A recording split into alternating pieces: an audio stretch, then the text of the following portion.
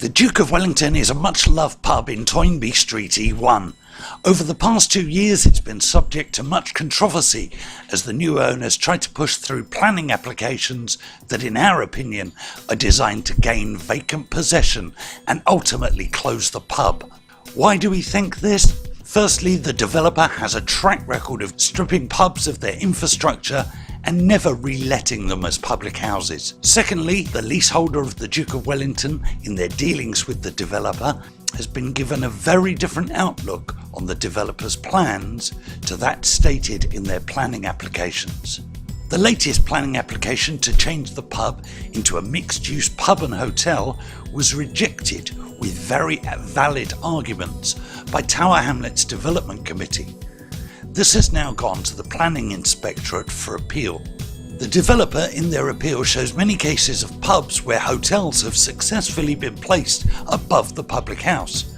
But these are from other companies, not ones created by a developer with a record of closing pubs, dubious practices, and even questions raised about them in the House of Commons. We want a public hearing to find out the truth in the plans and to highlight the valid planning reasons why the appeal should be rejected. The developer calls the council's reasons for refusal spurious and illogical, whereas we see them as clear-cut, valid, and in line with local, regional, and national planning policy. The developer had the previous application refused because of the perceived threat to the garden and its importance to the viability and vitality of the pub. The developer claims that the Development Committee failed to grasp the commercial objectives of the proposal, and yet in this proposal they describe the garden as a yard and its use for bike storage and refuse from the pub. Very importantly, the planning application does not contain any survey for noise or trip generation, or even storage within the plans for the hotel. Why should this be an issue? The developer considers that noise will not be an issue, and they consider trip generation will be insignificant. But if the garden is to be retained as part of the public house on the ground floor, the issue of noise to the rooms above must be addressed, or else the garden, vital to the pub's viability as shown, will need restrictions placed on it. A hotel with no storage areas will require extra servicing vehicles each day, and so cannot be compared to a weekly early morning pub delivery.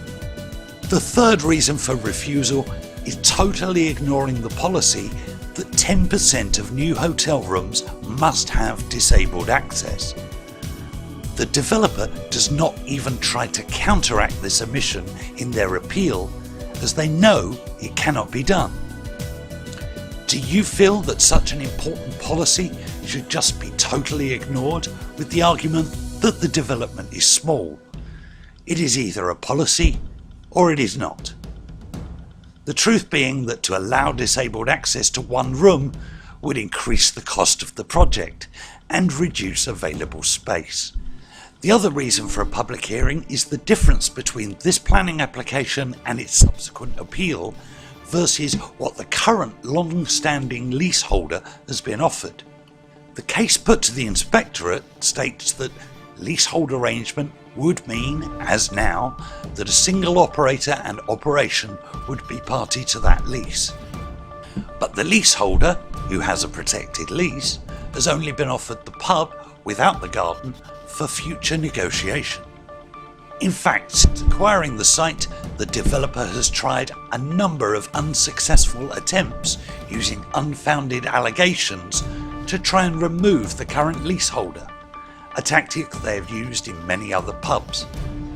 These allegations have been fought at every stage, but we fear that this application and appeal is simply a way of gaining vacant possession to remove the current leaseholder. The only way these issues can be brought to light in full is at a public hearing. Please follow the link and insist that a public hearing of this appeal is called.